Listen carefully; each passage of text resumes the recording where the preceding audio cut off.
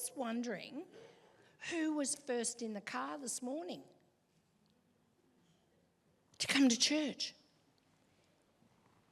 Who did you have to wait for? Were you a slow coach? Well, when I was a little girl, guess who we always had to wait for in the car if my dad was driving?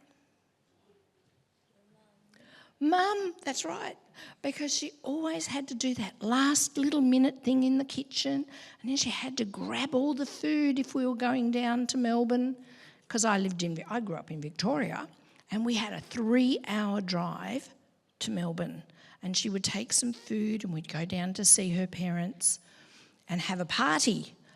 And when we got to Melbourne, now we had to drive 3 hours in the car. 3 hours. That's a long way. Yes, Hayley? I was going to my cousin's house. It was taking 2 hours going to all the way to the other side of Australia. Whoa.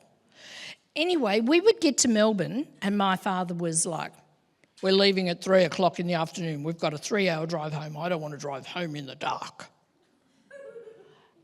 And the relatives, I hope none of them are watching online from Melbourne, the ones that only lived half an hour to 1 hour's drive, guess when they would show up? We would get there about 11 o'clock in the morning, maybe 12 o'clock. Guess what time they all showed up? 2 o'clock. 2 o'clock. And we were leaving at 3.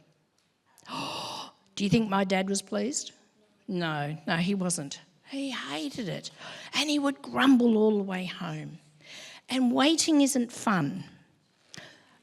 What things do you have to wait for?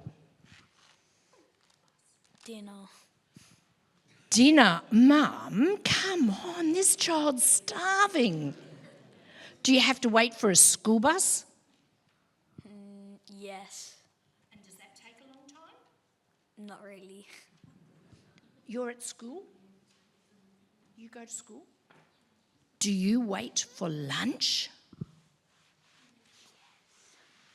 No. Oh, I bet the older young people or those that remember used to sit there and watch that clock going tick, tick, tick. Oh, it's nearly lunchtime. The bell will ring in a minute.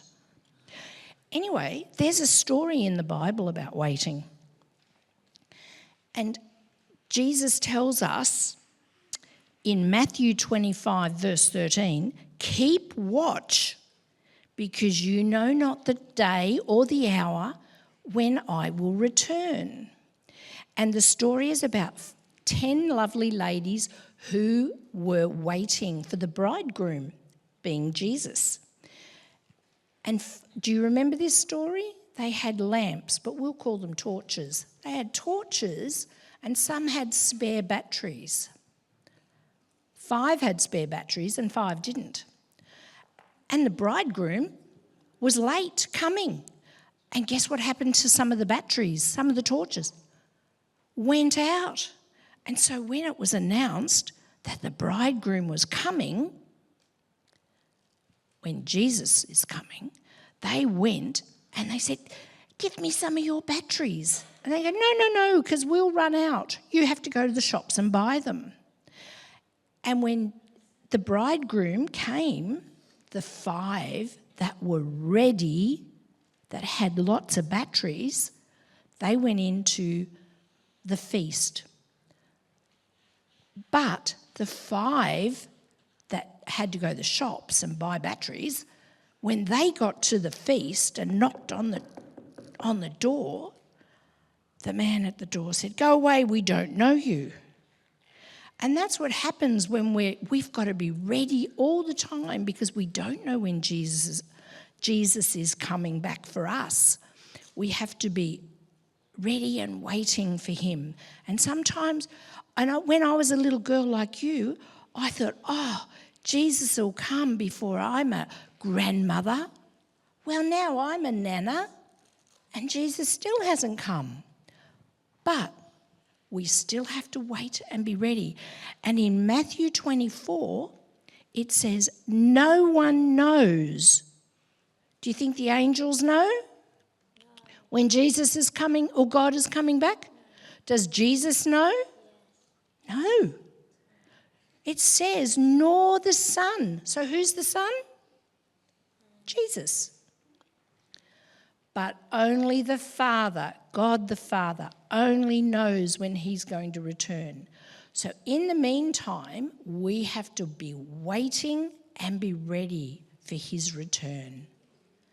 And when we listen to Pastor Harker this morning, he's going to tell us a little bit more about waiting. Thank you for listening.